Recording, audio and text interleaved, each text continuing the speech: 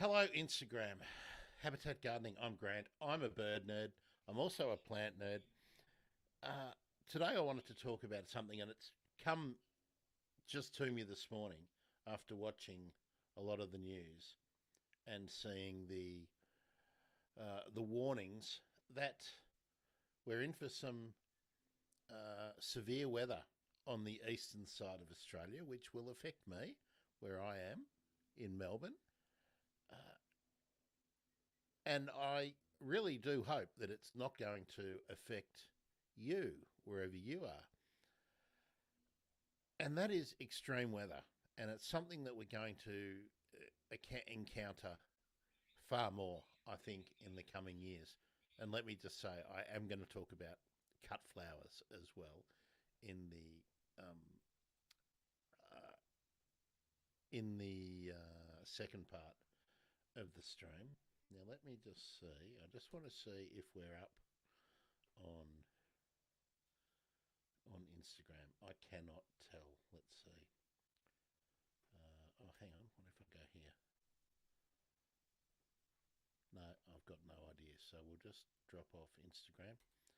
Um, Let me just say, if you're on Instagram and you're watching and you are enjoying the streams, I'm going to try and streamline all of this. I'll tell you what's happening. I've been using the same streaming software. Oh, hello, Naomi. Thank you for the Facebook love. Happy Saturday morning. Let me know if you're going bird watching or if you're going to do gardening today. Okay. Of course, you're all here about me, but I'll tell you why things have been so clunky in recently with the streaming. I have been using the same streaming software for years and years, and I they were basically a startup when I started using them. But in that time, they've been sold twice, both to and both times to multi-billion-dollar companies. And now what they're doing, of course, is basically doubling the cost to use them, but at the same time reducing the amount of features that you get at the basic levels.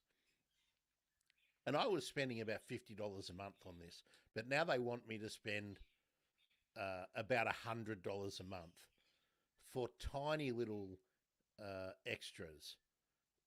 But also, the increase takes away some of the options that I had previously. So I'm trying now to do everything through OBS, but it doesn't have some of the functionality like showing comments easily because so much of the functionality that I enjoy here or that I have enjoyed over previous years is only available to Windows users, not to Mac users. So I'm having to learn a whole lot of new plugins to try and deliver the same functionality that I had before. So therefore, this morning was a bit clunky because some of the things had changed, and I'm doing vertical as well as horizontal. Most of you will be watching and enjoying on horizontal. Anyway, that's that's it. So do forgive me, and if you are on the horizontal formats on YouTube or Instagram, I'm sorry. I really will try to improve the the experience over the next uh, little while. So let me know. Are you worried about extreme weather events when selecting plants for your garden? And I mean that's what we're here for, right? Habitat gardening. And what got me thinking about this was the news coverage of some of the extreme, you know, the well, the severe wind that has been buffeting parts of eastern Australia has seen trees falling, and they're falling on cars and they're falling on houses in some instances. But from what I could tell, usually the trees that are falling have been eucalypts, gum trees, from what I can usually identify. But this time I've been seeing wattle trees coming down. And what I was just wondering is when you are thinking about change in your garden and you're here because you're interested in providing uh, a place for wildlife to live, are you considering your in your plant choice what might happen with an extreme weather event? So just let me know that in the comments, and maybe we can take the discussion forward from there. And remember, I'm only here on a Saturday morning to have a discussion and to talk about some of these issues and help with plant selection. So let's let's quickly see if anyone wants to join in on this. Does the prospect of extreme weather events, storms, be it wind or excessive rain, and the prospect of the plants that you put in your garden uh, having some unforeseen impact on your life, be it damaging property or even injuring people? And if so, what have those choices led you to? Has the idea of making changes to your garden just stopped? Have you put those aside because you're worried about the prospect of perhaps a tree blowing over, or in the future, something that you plant today becoming a concern in the future? Or are you even making choices like thinking about growing bamboo instead of growing large shrubs or trees? Let me know. I'm really interested in this and whether it is a concern down the road.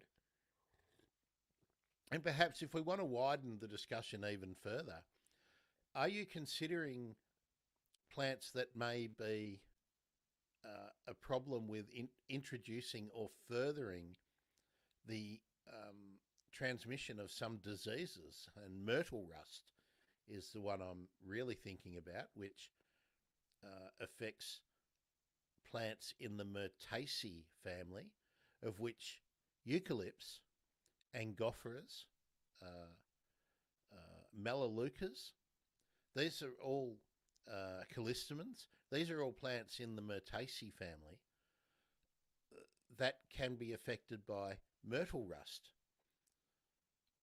And there's no real control other than eradicating the plants. So this is what got me thinking and wondering whether you are moving your thoughts towards maybe, instead of the plants that you see falling down, the trees that you see coming down, which are generally able to be identified by a casual observer in the news footage as gum trees or eucalypts, are you moving towards perhaps wattles, acacias, maybe banksias or other plants in the Proteaceae family, which might bring other issues? So let's see how much people are interested in today, and we'll see if anyone wants to talk about that. Or do you want me to just get straight into talking about plants that you can use as cut flowers, from taking the flowers from your garden into your home, and that are a good choice as a cut flower, that might last longer than an afternoon in a vase in your home? I've got a couple of, well, I've got maybe five or 10 that I really highly recommend. Okay? This is where I'm at your service, folks. I'm here to answer questions and see if any of you have anything you want to bring up. Let me see. Oh, good morning, Twitch. Nice to see you here this morning too. So, would anyone like to lob a question or a comment? Tell me if you're gardening or bird watching today. I have a, I have a, I have a bird story from this week. Let's see, Naomi. Okay, Naomi seems to not be able to chat on YouTube. Okay, that's an issue. These are the things. Thank you, Naomi, for telling me that. I will. I have to do a lot of testing to get this move over to the new way complete. Naomi says she is definitely going to plant the bigger trees further from the house. I'll plant smaller shrubs near the house. Lots of eucalypts fallen here, and a massive limb came off my angophora in the winds.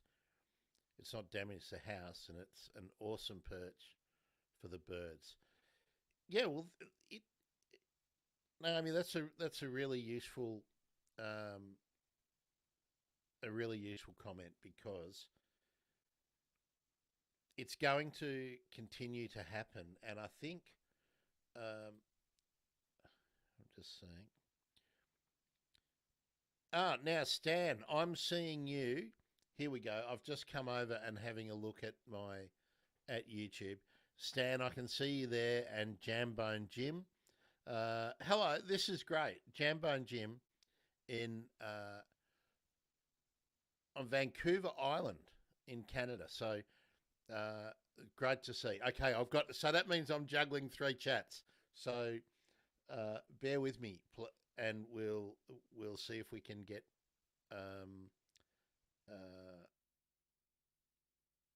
Now, Jambone Jim, you've got a question here. Any thoughts on how long that fungus is going to be present in the soil? And are there shade trees I could put there? Okay. I'm not going to profess to be an expert about what the issues are um, in Canada, but I can tell you that um,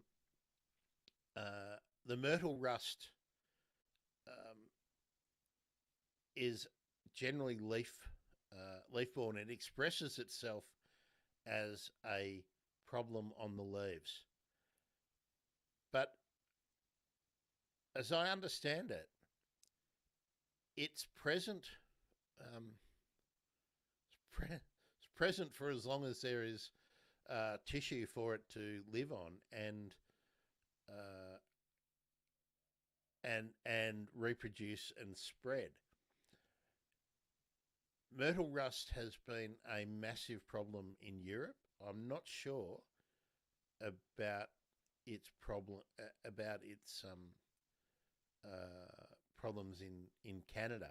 Certainly present in the US. Now, what have we got here? This is a good question, Jambone Jim. I'm a day behind. It's Friday in Vancouver Island across the pond. Having a large London plane tree taken down in front of our house next week. It has a fungus anthracnose. Sorry, I thought you were talking about myrtle rust. Okay. It depends what the vector is that is spreading the disease to your plane tree. Now, we had lots of elm trees in Melbourne removed and pruned to within an inch of their lives because we had Dutch elm disease, and that was being spread by a beetle. I don't think we've had similar issues with the plane trees in the streetscapes of Melbourne, and Melbourne and surrounding cities or surrounding municipal councils have the London plane tree, a particular variety, as the major street tree. And I think we are preferring it here because it is not having those problems. Now let me just quickly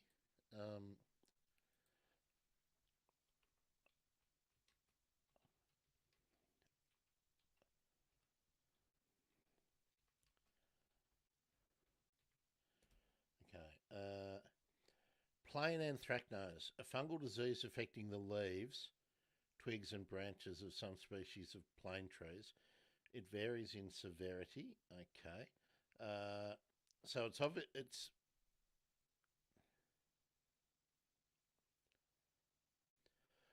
a powdery mildew.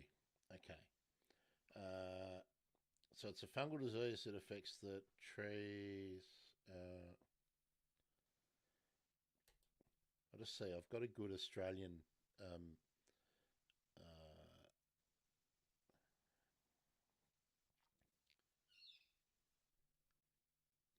quick treatment can often be all that is required to save your tree from devastation and disfigurement.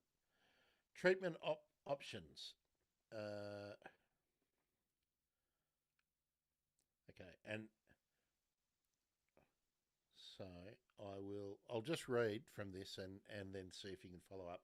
And bear in mind, at the moment, I can't see your comments. Cankers and advanced lesions girdle and distort stem growth. Okay, I have seen this actually. Cankers are overwintering repositories for the mycelium and the perithecia that produce spores and new infections during the following spring. If left untreated, leaf scorching and destruction of buds will occur. Previous year's growth will be destroyed, as well as twig and stem growth for the entire season. So the treatment uh, options are as follows. Canopy spraying. Now, I've seen this occurring in Melbourne, but I've seen this, I think, mainly on elms. Annual treatment, usually undertaking at partial or full leaf expansion. So, right at bud burst. So now you've got to behave like you're managing an orchard. Just before bud burst, you've got to spray with the right fungicide, and this only works for one season. You can inject systemic fungicides directly into the xylem. So that's the first layer under the bark. No, phloem isn't it? So it's the third layer under the bark. You've got the bark, and then you've got phloem and xylem. I think that's right. Anyway, the xylem is the transport system in the plant that takes water upwards. So you can inject a systemic fungicide into the xylem, which transports the chemistry within. Environmentally safe, persistent, and effective for 2 more years. Now, I would assume that you're going to need a specialist arborist, arboriculturalist, to do that. The benefit is that that if you did the canopy spraying at the right time, and then a little later, as maybe as the leaves were fully mature, and before the in autumn, and you did the xylem injection at that time, you would get another 2 years into your prophylactic treatment. Now, bark, but they would both require someone with specialist equipment, I would say, if you have a large tree. Bark stem application, available all year round. Systemic fungicides are applied directly to the trunk, which absorbs and translocates the chemistry, the active ingredient. Environmentally safe, well, as environmentally safe as a persistent or a systemic fungicide can be. Effective for 2 years. Okay. And then there's powdery mildew, fungal disease that affects young leaves and shoots, a powdery white mat of mycelium and spores, causing them to become desiccated and die. I'm just seeing if there's... okay, there is a PDF here.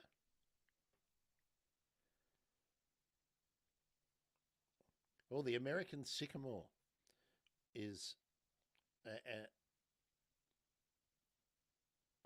the Oriental plane tree is highly resistant. So you may want to look for that. I will put a link. Can I put that in here now? Uh, Copy.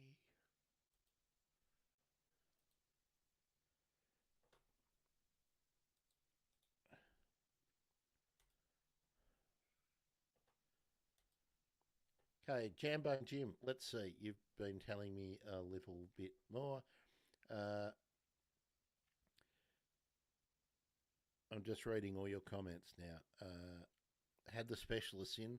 Three, in fact, they all came with much the same cannabis treatment idea, which we did 3 years running, but we'd not tried the injection thing. Okay, I've put in the chat there for you, Jim, um, a a link to that PDF, which is from a Melbourne group, but I think the treatment options are going to be the same. You would have to find a an arborist who has um, the equipment in there. Okay, so it looks like Stan can't chat in the StreamYard either. So this is one of the problems why I need to move everything out of StreamYard, because Facebook can chat on in one window, and uh, I've got Stan and Jim in the YouTube window, and let me see what have we got on the Instagram window. I don't even think I've got an Instagram up anymore, do I? No, so I don't know what's going on in Instagram. I'm sorry about that, Instagram folk. Um, Let me see if I can find that again.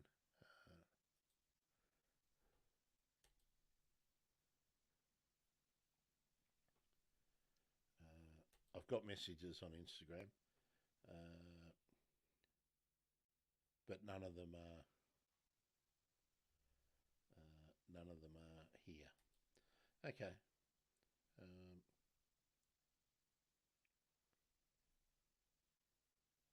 uh, I'm just checking.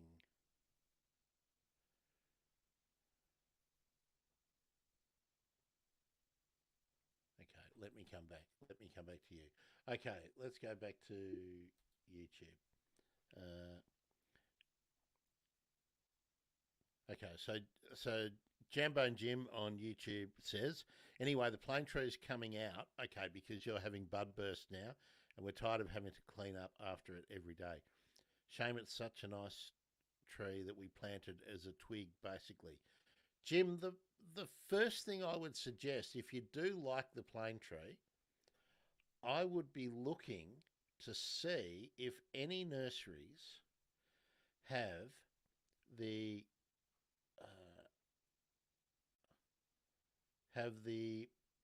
Plantanus orientalis.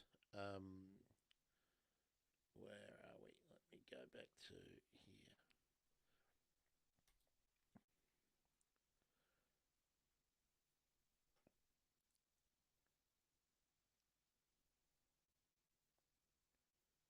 Uh, just looking for that again. It was Plantanus orientalis, wasn't it? That they recommended.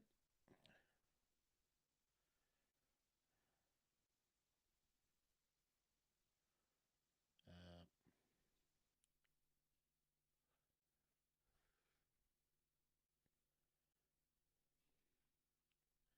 where did I see that?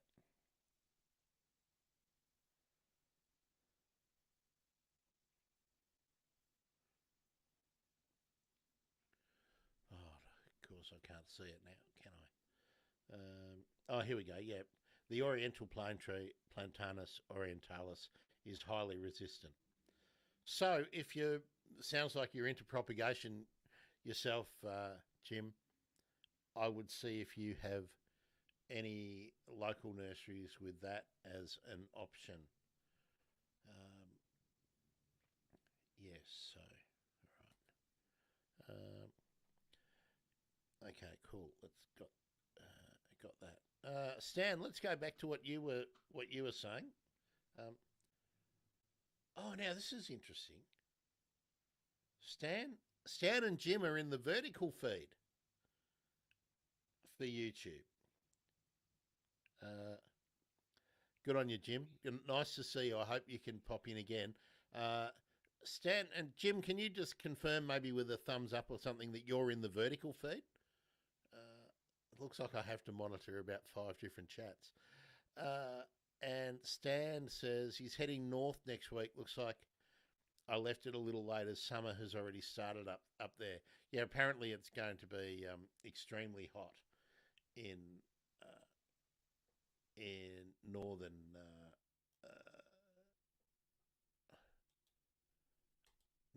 parts of Australia. Okay, now I'm getting into. Uh, all right, so I've got no chats in the horizontal. Oh, this is driving me mad. Um, I don't know why that is. Uh,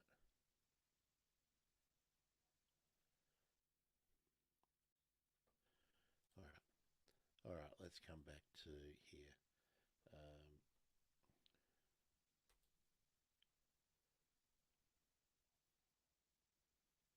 okay. I'm trying my best, folks, with all these. You can see why I've been very frustrated and why I haven't been. Uh, uh, oh, but Jim, let me know. Are you in the narrow? Are you in the narrow? Uh, so yeah, stands in the vertical. Uh, oh, if you're in the vertical, I'll tell you how you can tell if you know. At the bottom, it says follow live with an Instagram thing for the bird emergency down the bottom. So if just let me know if you're there, because I had a look on the having a look on the uh,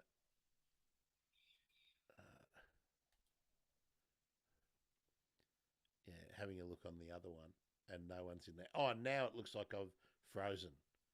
Uh, is that right? No, we're all right there, but we're frozen on there. Okay, I don't know. I don't know what's going on. That looks all right. All right, we're back. We're back. Anyway, I didn't want to be talking about housekeeping uh, the whole time.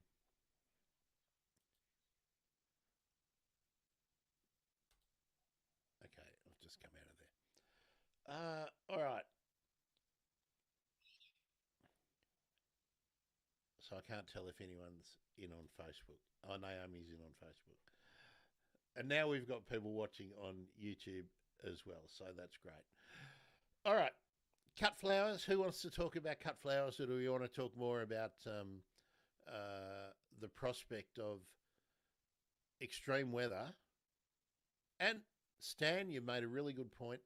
Extreme weather also includes extreme rain events and extreme heat events, but they have different uh, impact on the trees or plants in your garden. Extreme rain events can wipe out so many of your plants for different reasons. One, they might get waterlogged, and you'll get that damage, which is generally from oxygen deprivation, or it may be from an infestation of fungus or bacteria, depending on the overall effects of that rain event.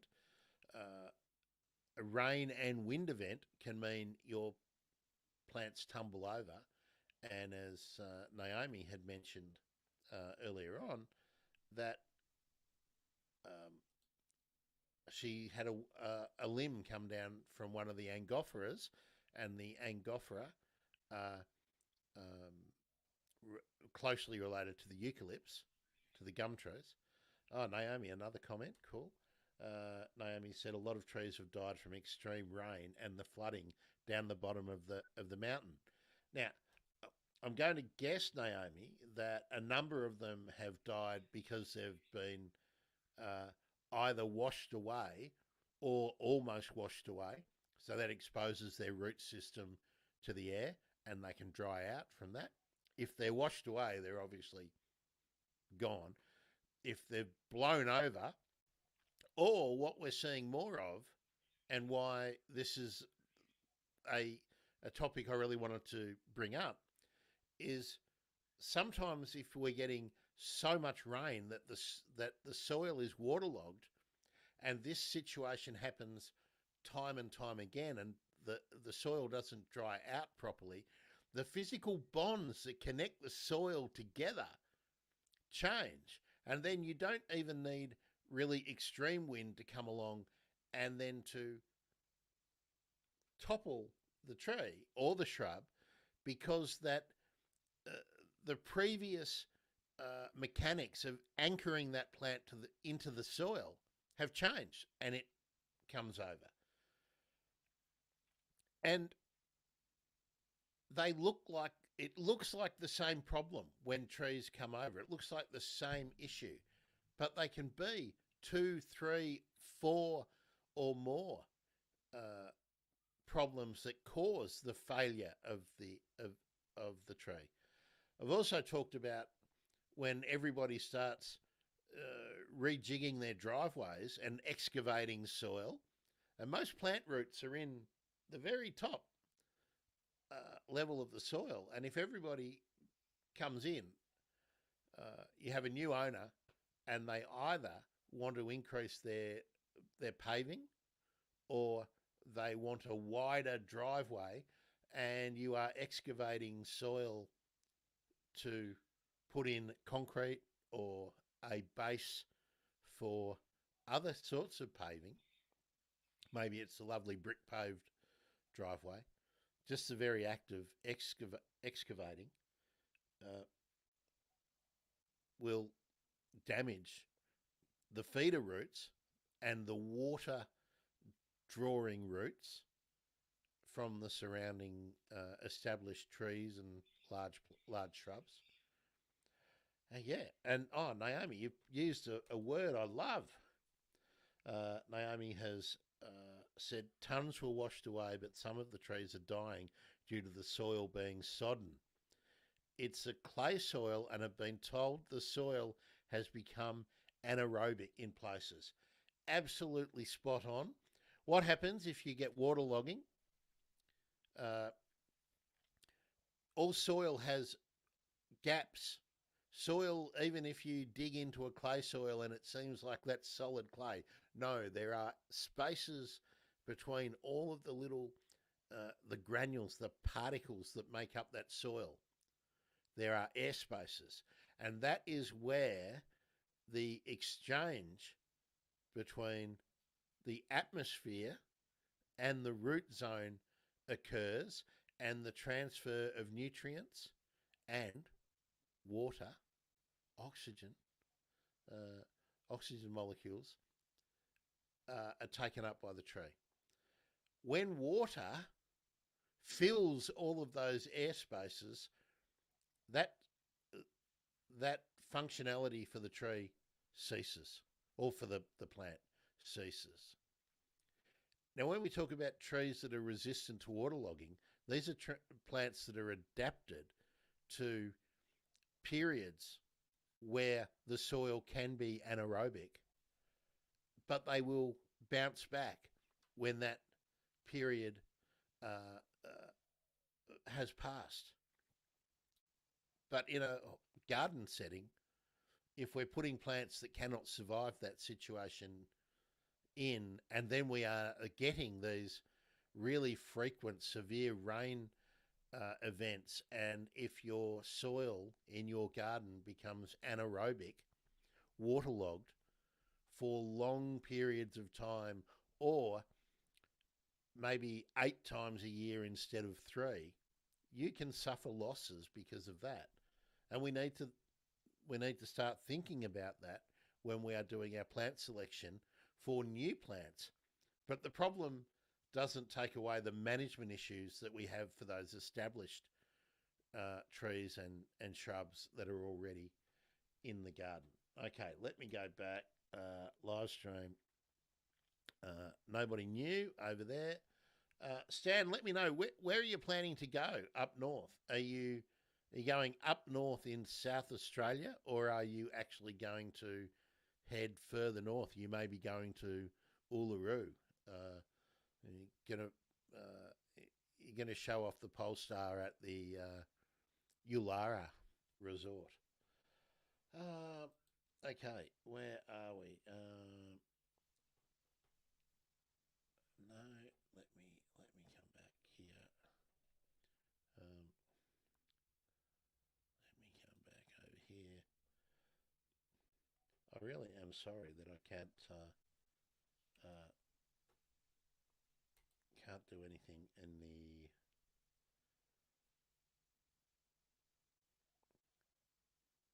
Instagram. We've got to get this worked out, don't we? Okay, back to the YouTube. Uh, Nobody on there. Um, we still got four. Wow, good to see you, YouTube. Uh, yeah, let's come back here. Yeah. All right. Well, that seems to have got a bit of discussion going. So let's extend this a little bit more. Uh, If you are now looking at replacing trees or shrubs, or developing a new section in the garden or a new garden, are you are you concerned, and would you like to make selections based on extreme weather events? And I guess the logical question beyond that is, are you confident that you would get the advice? Let's even take it a step back. Are you confident that anyone that you would be purchasing plants from would even have uh, a thought about it? Okay. Oh, Naomi's got a good comment in here for Stan. And because you're in different windows, Stan, I'm going to read this out for you from Naomi. If you're going up top of South Australia, Stan, try to drop by a tiny town called Kimber. And I'm sure Stan has been to Kimber. It's one of the best community run and endorsed conservation areas. It's called Roora, Rroora. So many bird species and lots of inland bird species that you're liable to find in Western Australia. WA, inland birds. Um, I wonder. I wonder what you might be seeing. I wonder if you're a chance to see a gibber bird at Roora. Uh, okay, while I'm at it, I'm going to type in Roora Conservation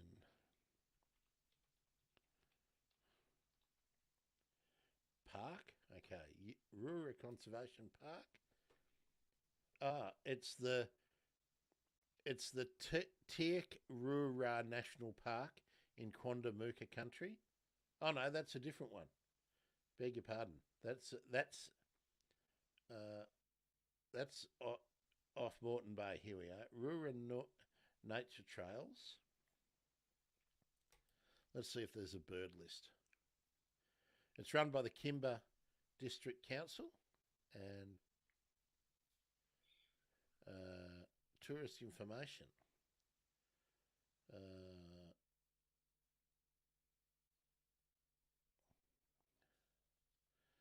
let's see what I can find out. No motorbikes or horses allowed. Pram and push bike friendly. I like that. Brochures including extensive information on flora and fauna are available in the green visitor information box. Okay, so it looks like I can't get that now. Oh, hang on. Visitor information brochure and maps. Uh,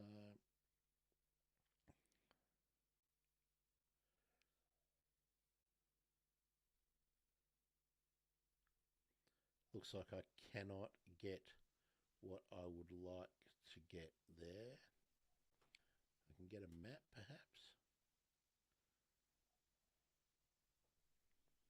Lovely silo art, I can tell you that. So Kimber, even though we say Kimber is north, gee, it's a long way. It's a long way from the north of South Australia, but it is on.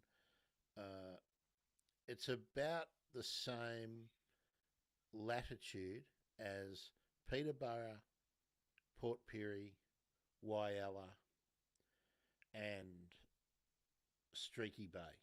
So if you're familiar with South Australia, that will give you an idea there.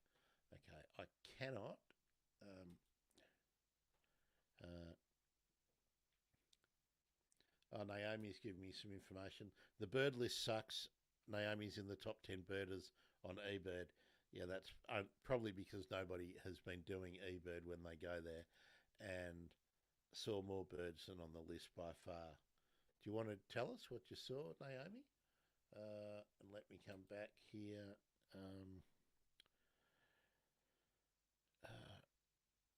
So Stan is going.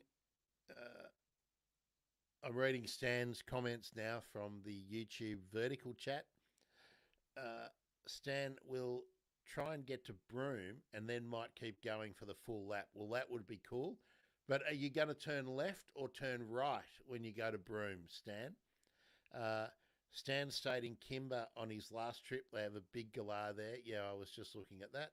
And only for one night I was there. I'll be going through again, but won't have time to stop. Maybe just for a curry while charging. That would be very, very, very nice. Okay, let's come back. Naomi hasn't added to her comments about her bird list.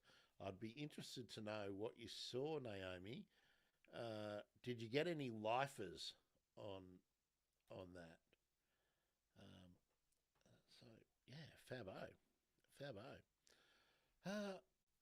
Okay. How long have we been going? Let's see. Oh, almost getting up for an hour. Well, this is about as long as I normally would like to go these days. Let's just throw some bird and plant chat open. I might carry over it'll be the second time I've done it, but I might carry over the flowering plants to bring inside. Would you? I think I'll put on the Bird Emergency website and in the community posts on YouTube.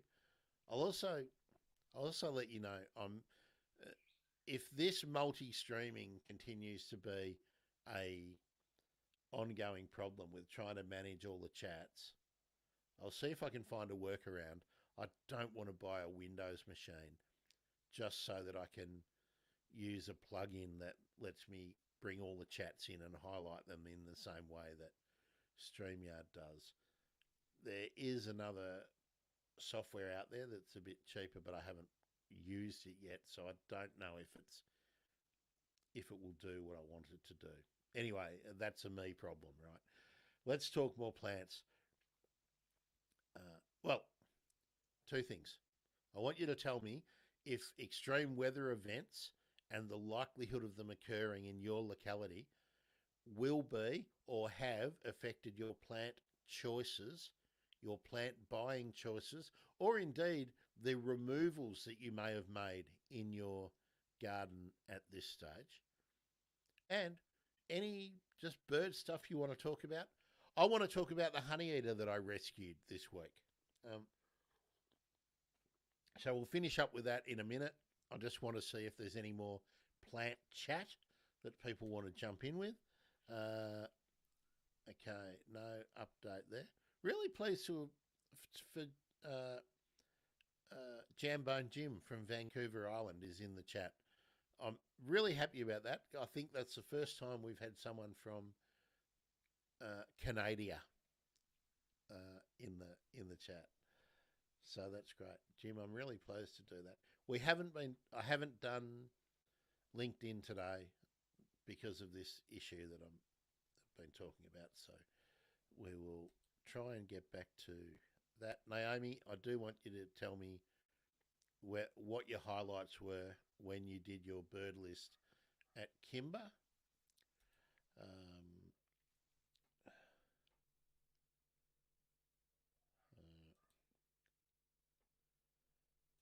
and I am again trying to see. Um, oh, maybe my activity here. Um,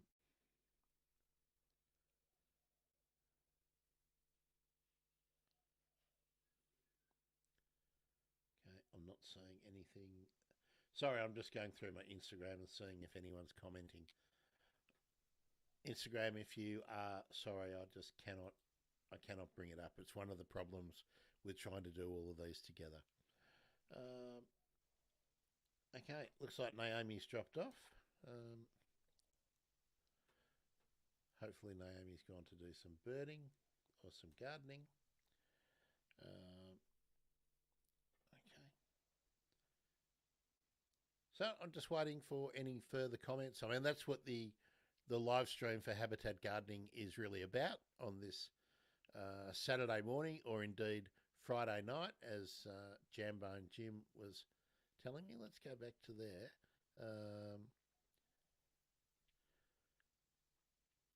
Must be Friday afternoon, mustn't it? Now must be like on the west side. What are we talking? Probably 5 or 6, 4 or 5, 6 p.m. Um, yeah. Oh, Stan, I guess we can expand the conversation a little bit. I saw you with some doing a photo opportunity with some of the bigwigs from Polestar. Are you getting some sponsorship or something now? Fill us in. People who don't know who I'm referring to, Stan runs Kangaroo Island TV YouTube channel, and Kangaroo Island is an island off the south coast of South Australia. Stan has been documenting his journey with getting into an EV and then showing us how having an EV, nominally a Polestar, is not a problem if you want to go checking out the wilds of Australia. You can charge them, and they do go a long way, and they do stuff. So that's a useful public service. Um, all right, all right, all right, all right. Let's. All right. Well, since we're waiting for any plant or bird comments, I'm going to tell you my. Naomi has popped in now with her. Uh, look at these. I'll read these out for all the platforms. When Naomi went to Kimber, these are some of the highlights. Gilbert's Whistler, which is a corker. Western Whistler. Uh, now let me check, Naomi. Western Whistler is one of those common names which I really hate. Um, so, is that the Western Golden Whistler or the Western Whistler, the predominantly grey Western Whistler? Western Yellow Robin, that's a ripper. And Naomi saw a peregrine falcon catch a wood duck. Oh, that's pretty good. Oh, so here we go. So now, all right, Naomi, thank you for that. I need to restart. The image is gone. Where is my image gone? From where? My image is all right here. Uh, Seems all right here. Um, both whistlers. Naomi, are you not seeing my face? And Naomi said it was both whistlers. The Western Golden Whistler and the Western Whistler and Gilbert's Whistler. Absolute ripper. Coming over to the live stream over here. No, my face is still going there. Uh, and Stan is telling us that he got a cap and a model car from the Polestar execs.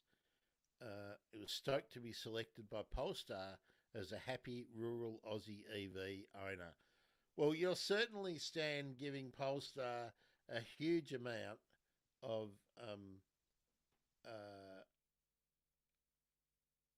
of free PR. So, okay. So Naomi's saying she can't see my face. Um, uh, you're and I'm back. Okay. I don't know what happened with that. Again, Naomi, you're seeing me through this streaming platform that I have been using, and I'm now having lots of issues with. Oh, good. And we've got some uh, horizontal viewers on YouTube now and Twitch, so that's good. Okay, this stream is about talking, answering questions or just sharing some comments. If you're new here, uh, we're talking about birds, some bird sightings that Naomi saw on her trip to Kimber, which is where Stan has been recently, and we're just sharing a little bit about that. But if you've got a thought, a comment, a question about gardening, habitat gardening, loosely whether extreme weather events are influencing your choices of plants, or if you've been affected by an extreme weather event with trees coming down or damaging property, let us know. And I'm juggling a few chats, so let's head over to the YouTube again. Stan says, part of my MO, modus operandi, is to get people out of their Tesla into something better and off Twitter and onto Threads. And Stan wants to know about my honey eater rescue. Okay, we're going to get to that in a minute. Let me just check back to StreamYard. Naomi saying we're back over here. All right. All right. And I'm not frozen, am I, anywhere? Let's just check that. No, I'm working fine here. Everything seems to be good. Oh, I can probably combine all my chats. Anyway, that's inside baseball. No one wants to talk about that. All right, um, my honey eater rescue. Um, I was walking back from the bus, and I noticed. All right, no, Naomi's got some bird plant talk. Let's go back to plant talk. Naomi just bought some kangaroo paw, and I think the winds are hurting them. They look wilted, and I'm worried they have windburn. Or do they need a watering or what? They're in pots. Okay, Naomi,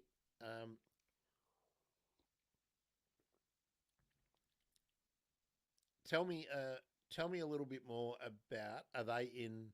They're in plastic pots, I presume. Did you buy 6 inch or 140 millimeter size kangaroo paws? And are they uh, one of the new fangle branded like Bush Gems or something paws, whichever, the Just Joey and all those kind of ones, or are they uh, plain old species? The yellow kangaroo paw, the green kangaroo paw, the red kangaroo paw. And what I'm most interested in, did they come from a nursery where they look like they've been, were they maintained quite moist? And you'll be able to tell that by taking one or two out of a pot and having a look at the very base of the pot and see whether it's dry, reasonably dry, or whether it's quite wet. Um, what happens with a lot of kangaroo paws is that they are watered the same way as everything else in the nursery. Uh, the person will walk around with a soft spray wand and they'll water everything 3 or 4 times a day, reasonably heavy. The plants run water right through them. The pots will shed their water right through, and the plant will get water, within 6 hours, maybe within 4 or 3 hours, and they adapt to that. But that's not the way kangaroo paws should be going. My my, but if they're wilted and it's not from their them not adapting yet to a new watering regime, uh, they they can have got the ink spot. It may not be showing yet in the foliage, but it can be affecting their root zone. So we need to. All right, plastic pots, 6-inch pots. Naomi is saying they're called gems. Okay, so they're the Bush Gems range. So there's a pile of those. They are yellow golden colour. Okay, so the pot was dry when I bought it. I've watered them, but have been worried to overwater. All right. This is what I would do, Naomi. Did they look good when you bought them, or were they looking tatty when you bought them? Here's what I would do. I would get a tray or a bucket, depending on how many you've got. Uh, put in up to about half of the pot depth water, and then put the pot in the tray or in the bucket so that you know you are getting the pots properly watered. Leave them in for half an hour to an hour, and then take them out and see whether that freshens them up. If that freshens them up, i.e. the leaves become rigid again, and if the flower stems are starting to wilt, they stiffen up again. If they become rigid again, uh, you can be pretty sure that that's the watering regime that they have become used to. And it could possibly be that that they are drying out from the winds, but that is not something I would usually expect from kangaroo paws. If if the immersion in some water to totally wet the um, the root ball in the pot and then taking out it, if that works and that shows you it's okay, I would think that they've been adapted to a watering regime, and maybe they were in a shady spot or a protected spot. You might be right, but maybe there's no uh, that they're just not used to evaporating as much water or draining out as much water. They might have been on some leaf litter or something that didn't dry out at the bottom of the pot. So the thing I would recommend, and I would recommend this if they are filling the pot, if you take them out of the pot, if you tap the root ball out of the pot, do the roots fill the whole pot? If they do, you need to pop them up. That would be the first thing I would do. I would first do the immersion test and see whether they bounce back.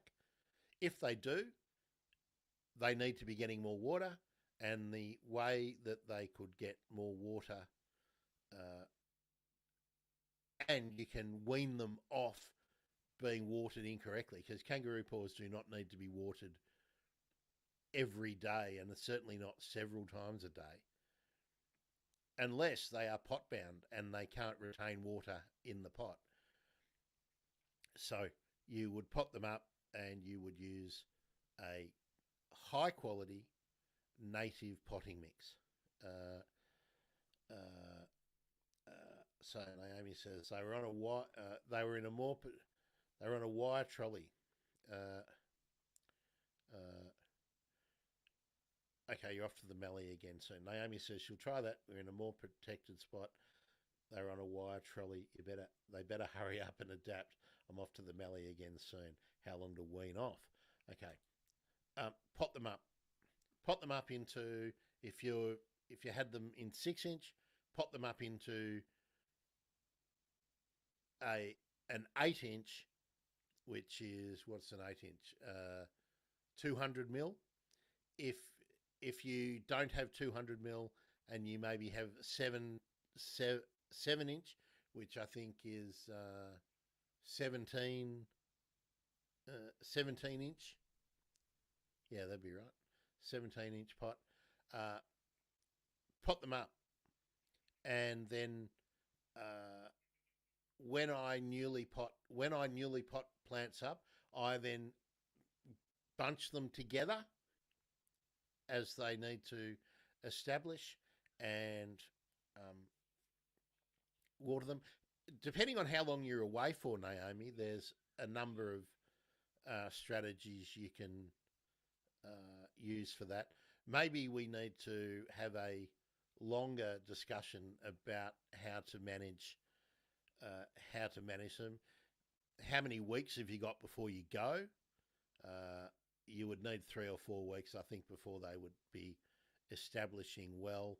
How do you intend to have to water them when you're away? That's an interesting thing for us to discuss. Okay, let me get into the other chats. Nothing new from Stan. He still wants to hear about my honey eater rescue. We'll get there in a minute. Really need some more information from Naomi to talk about that. If you're new to Habitat Gardening, plant talk on a Saturday morning here in Melbourne, Australia, Naarm, Wurundjeri country. Welcome. If you're from somewhere else in the world, jump in the comments and let us know. Very thrilled to have had Jambone Jim in from Vancouver in Canada. That was very exciting. Okay, yes, let's talk about the honey eater rescue. Oh, here we go. Naomi's back. About 2 weeks until you go, Naomi has a dear friend that is feeding my axolotl, and she'll water the pot plants. Gone for at least a month, probably 2. Okay, Naomi, this would be my thought. If you pot them up and you then want to be sure that they don't dry out really rapidly, and perhaps you're only getting someone to come in and water once or twice a week, see if you can find some old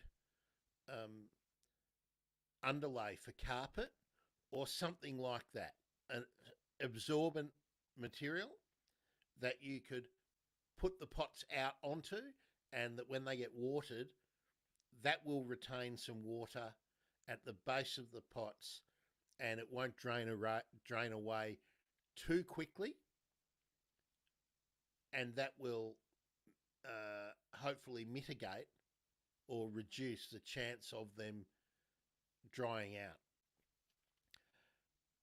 If you're not going to pot them up, I would just find them a protected spot out of wind and sun. It's quite likely.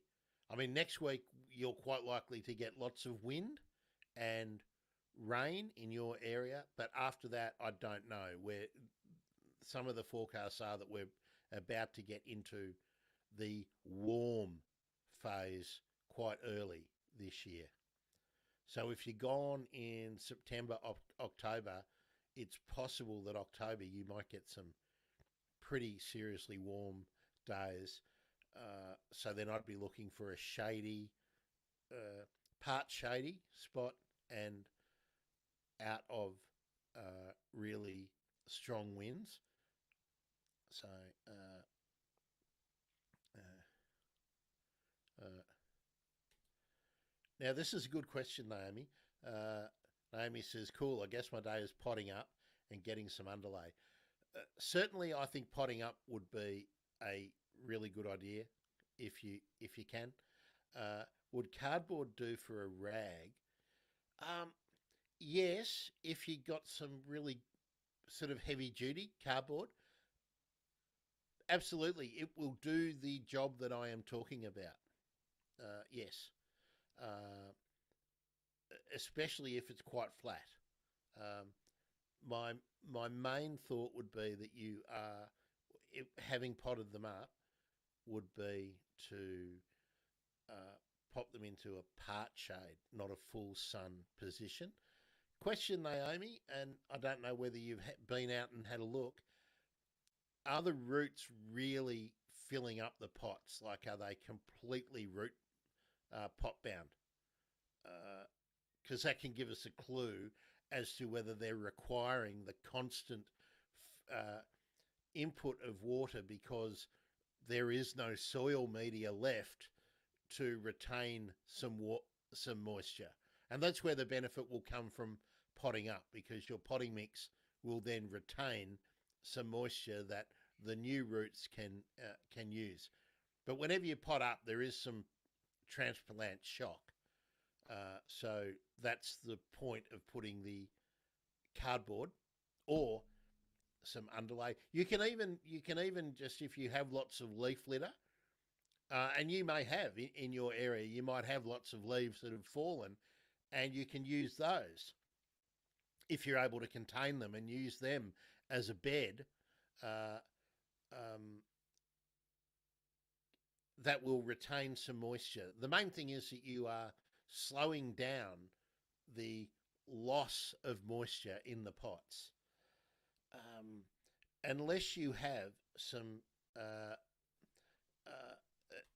well, here's another thought. Naomi has said too. She's got tons of leaf litter. Here's another thought, Naomi. Depending on how many pots you've got, if you have no option but to put them out into full sun or quite a windy spot, um, if you're able to, not only put them on leaf litter, jam leaf litter around them and also on the top like a mulch, and that will keep um, that will reduce the loss of water. I want to make sure I get the terminology right. It will slow down the loss from the pots, water loss from the pots. If you haven't got any black sort of streaky or inky discoloration of the foliage, I'm going to assume that they're quite healthy.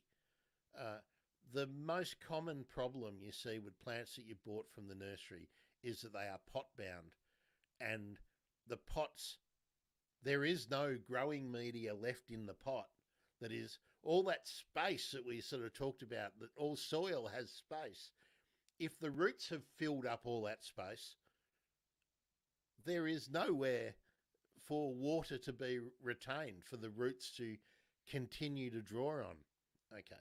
Naomi says no inky leaves. So I think what she's probably got are pot bound. And some of these kangaroo paws will grow extremely quickly, especially if the potting media that they were potted into has quite a lot of nutrients in there. Okay, heading over back to Instagram. Stan's probably waiting for me to finish off the honey eater story. Let me just check. I thoroughly approve of Stan's modus operandi to get people out of their Teslas and into something better and off Twitter and onto Threads. I've been so slack with using the social media. I must admit, I'm a bit over social media at the moment because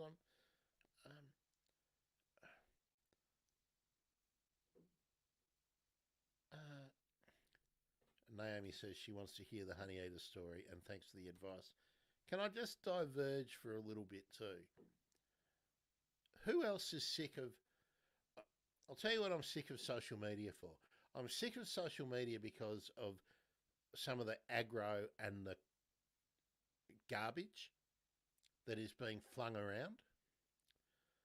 And a lot of our major media outlets are responsible for this too. Is that there's so much stuff that is just crap. Even if it's not damaging, it's just rubbish, to my mind. And the other bit is that I'm sick of seeing posts that are just basically ads or promotion of something that, and often they're people I really like following, but there's no actual attempt to make social media interactive. It's like you may as well just be holding up a brochure. And I feel guilty about this too, because you run out of time to do a lot of things, and you're just saying, the next time I'm going live is this, or people will say, "Oh, read my latest blog post, or do this, or do that." Whereas a lot of that, you hope, is people who are following you are finding that stuff anyway. And maybe I'm just being grumpy old man too much about this, but I'm just finding I'm tired of seeing so much just not propaganda, PR on the socials. But I should try and get out of that. All right, honey eater story. I was walking back from the bus stop after being shopping the other morning. Yeah, it was morning. It was late morning, and I was coming past a place that I always stop, and there's like a hose reel in the front yard, right near the boundary. There's a bunch of diosma, pink diosma, and across the next boundary fence, there's a fairly large callistemon. But I always, when just a matter of habit, as I walk along here and I look across where the hose reel, and it's an old wire, it's an awful thing. I guess that's why I always look at it. And there's a large garden stone bowl, big rock, right? I always look across there just for some reason as I walk past. Oh, and on the footpath there's a really tatty callistemon that has some sooty mould on it, and I guess the sooty mould is so ugly, and the callistemon has suffered quite badly from it. I always look across, and I looked across to where this stone and this hose reel was, and I had to look again. I thought, what?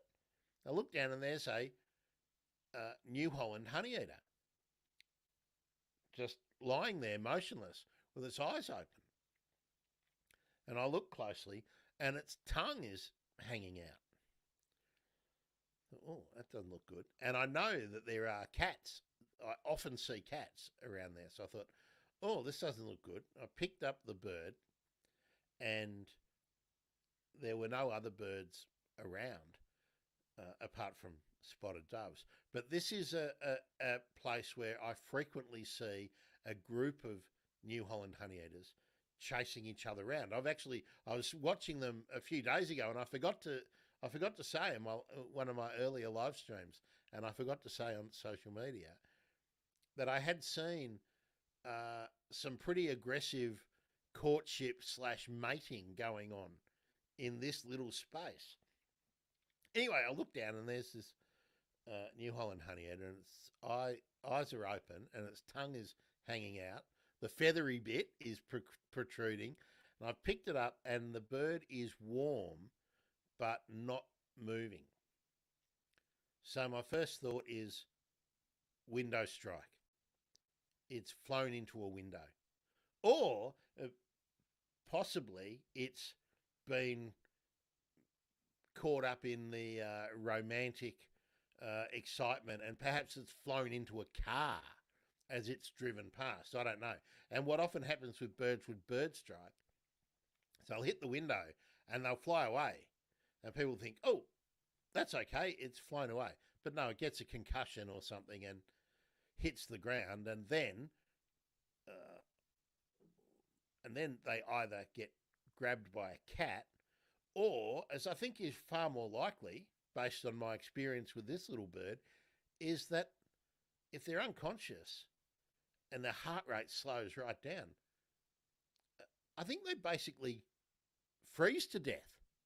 Not from freezing, but from lowering their core body temperature down to such a damaging level. So I'll tell you why I think that, because I picked it up and there was a heartbeat really slow, and the bird was not cold, but not warm. So I picked it up, hold it in my hand, up against my chest, hurried home, and held onto it for a while to see if my hands alone would warm it up.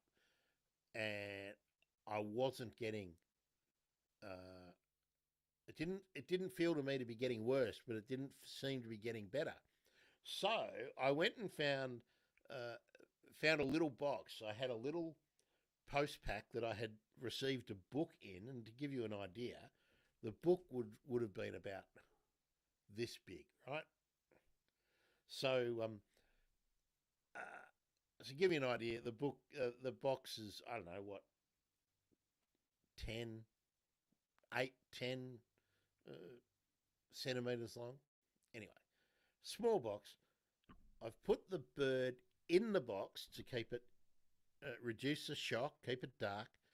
But I turned the oven on to minimum, and I put the box in the oven with the door open so that it was warmer than my 37 degrees Celsius in my hands or against my chest, but not too warm. So maybe, I don't know, 50, 60 degrees. And I waited 10, 15 minutes. And I could hear some scratching in the box. I thought, oh, right, well, that's good. There's some movement. So I then took the took the bird out of the box. Uh, I had a microfiber sort of bag that I bought uh, a bedspread that I use as the cover for Loz's cage. So this is a microfiber sort of bag. So I got the microfiber bag, put the honey eater in the microfiber bag, and held that in my hand. So it was in the dark, but in a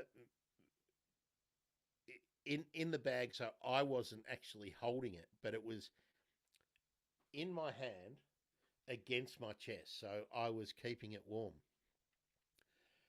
Um, it took about an hour, and it starts to struggle and get a bit grumpy. So I put some of my lorikeet and honey eater mix in the lid of a jar. So put that in the little box, put the honey eater in the box with a little egg gap for light so it wasn't in the dark. And I watched the honey eater dip its beak. By now, the tongue is no longer hanging out, so I can't see the bristles out the front of its mouth. And it gets a little bit of hydration and some food energy. I leave it about another probably half an hour, and there's lots of scratching around, and it's pretty grumpy in the box. And where I picked it up from is directly behind where the backyard of our place is. You might have heard me talking about the mandarin tree outside my window. So if I stand at the mandarin tree, I can see down the fence line. I can see a large orange tree, and beyond that is the spot as I'm walking along the back where I picked the bird up. If I look there, I can see the orange tree. So I know orange tree, mandarin, our place. So I took the bird scratching around, obviously a bit grumpy.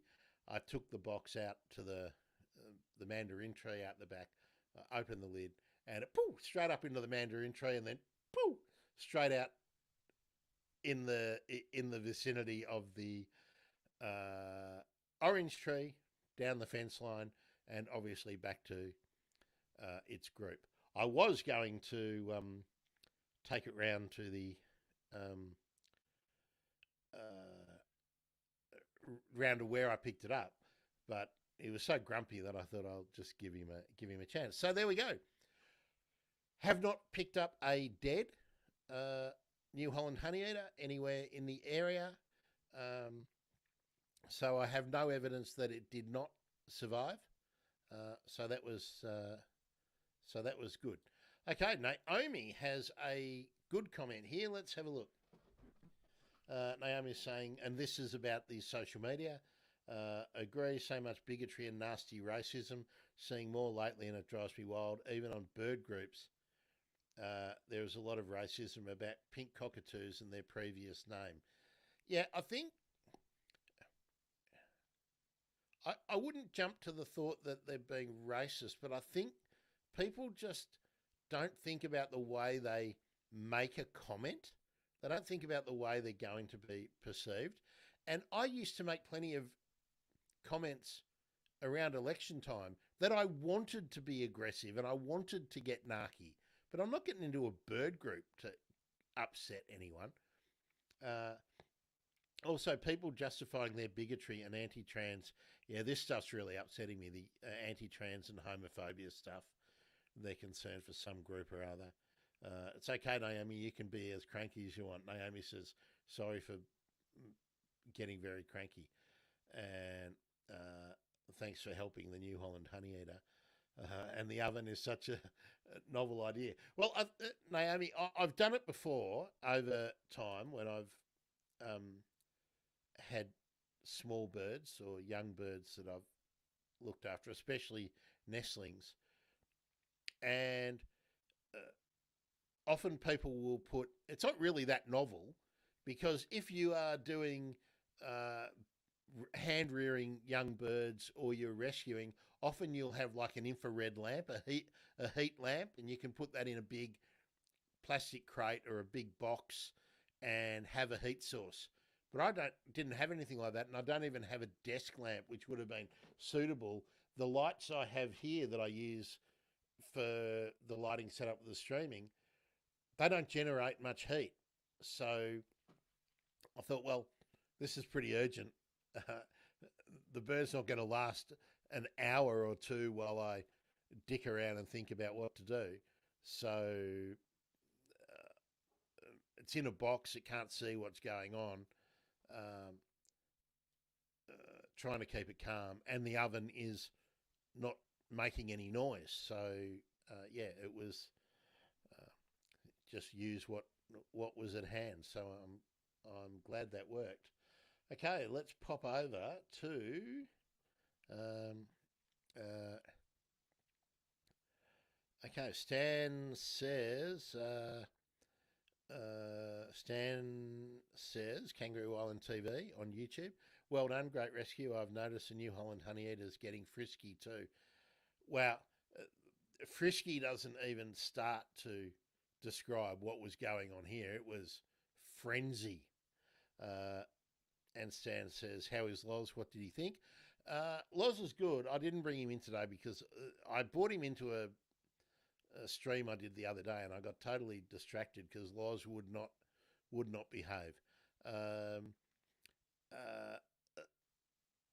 I did not put the honeyeater and Loz nearby. I was if the honeyeater hadn't have perked up quite so quickly, I would have put the honeyeater in the small cage that I have, which is outside at the moment, but I would have brought that in, and then I would have had to try and manage the honeyeater in a cage.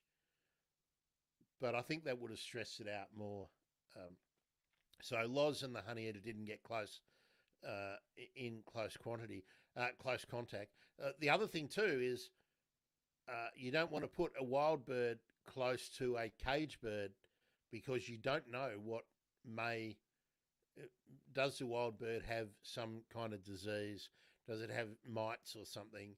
And you have to wash your hands and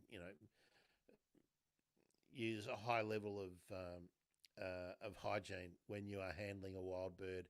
If you are going to be handling um, another pet, another person, or another bird. So we did that.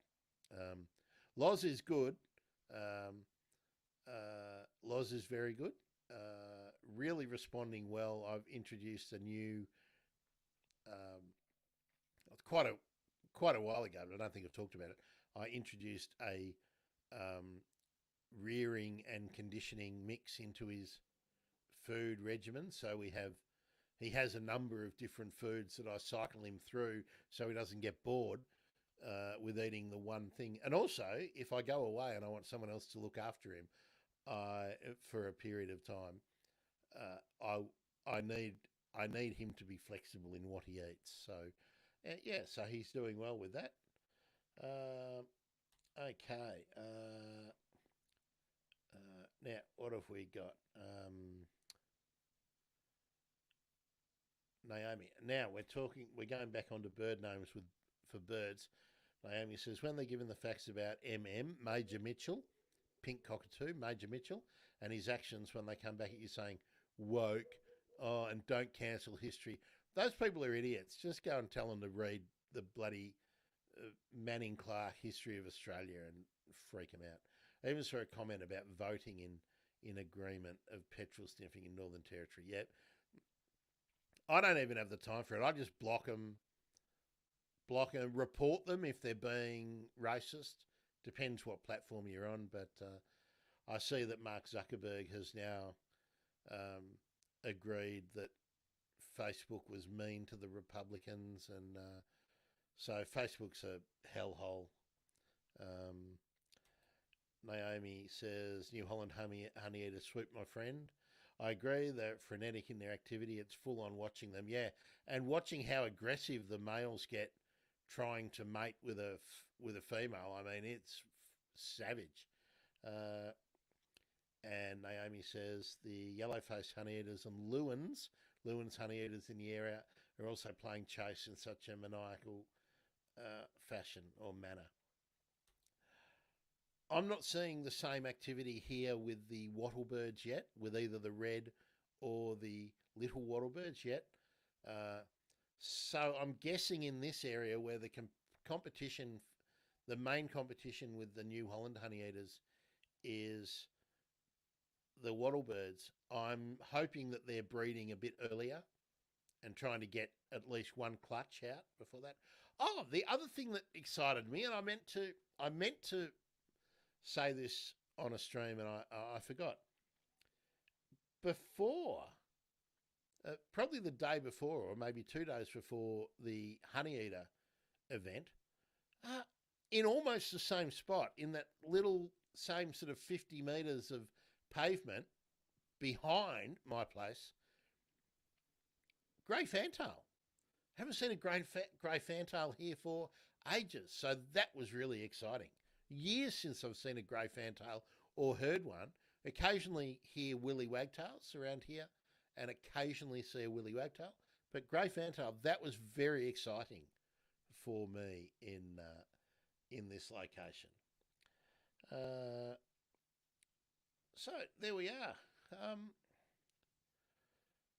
All right, last. See, here we go. I was worried I wouldn't even have enough to talk about for an hour, and here we are. We've cracked the 90 minutes again. Does anyone have another comment, bird comment, or plant comment, or thought?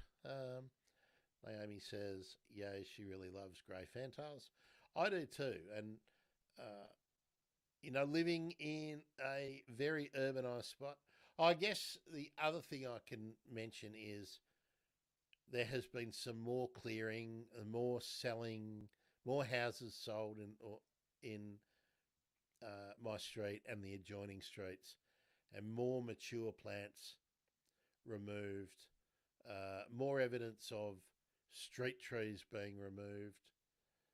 Still no, I have an acknowledgement from council that I have sent them a question about what's going on with the street tree plantings, and uh, but nobody. I have an acknowledgement, but I don't have a reply. Um, Naomi says, yeah, Naomi said she really loves grey fantails, but she adores the Rufus fantail. They're quite different in behaviour. Yes, I agree. There is no chance that I'm going to be seeing a Rufus fantail near here anytime soon. Um, I'll have to go out on a bird watching expedition. No, I won't talk about that. There is something hopefully coming up soon about bird watching that I can talk about, but not yet. Let me do a last round around the. Still checking if we've got. Checking the.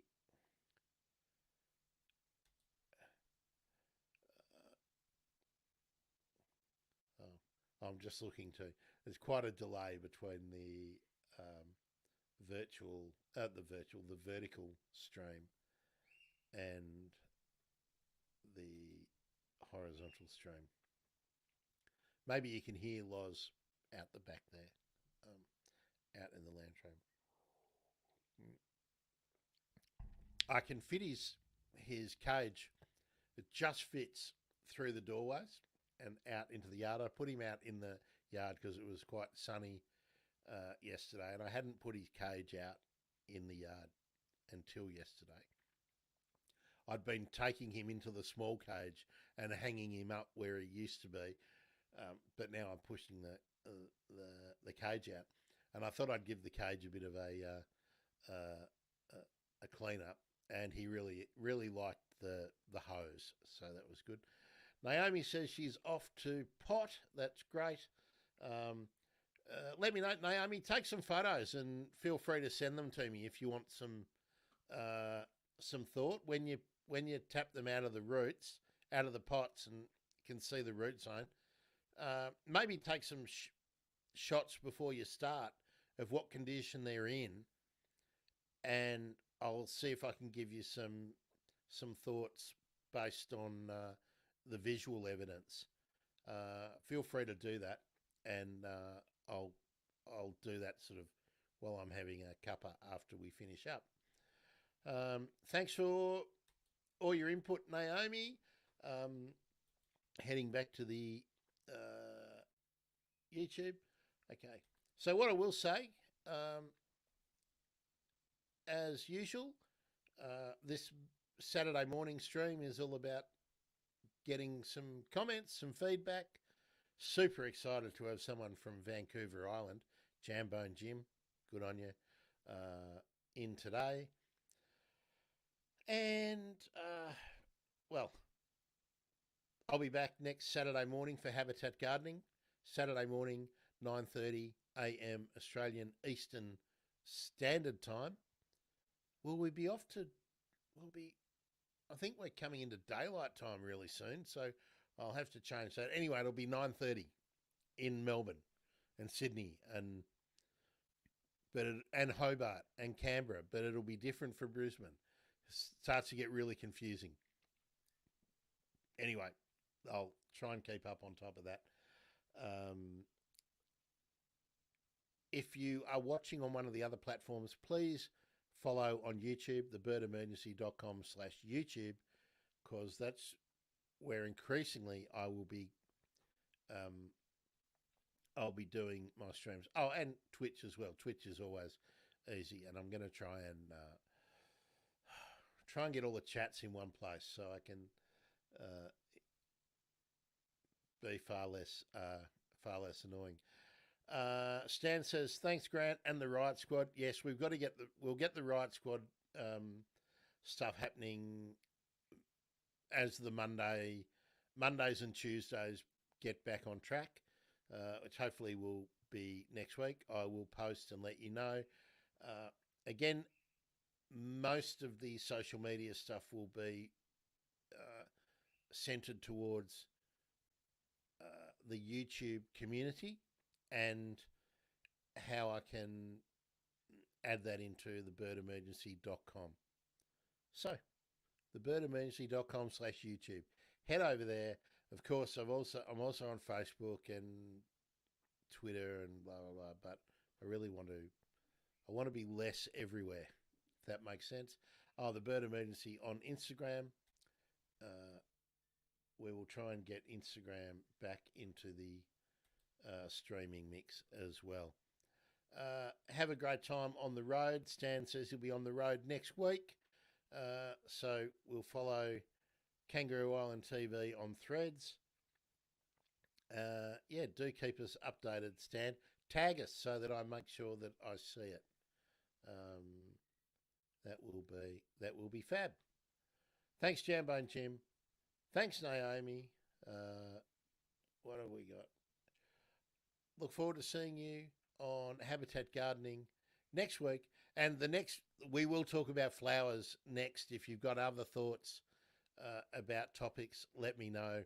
I think I'll put a list of upcoming topics on thebirdemergency.com, and that way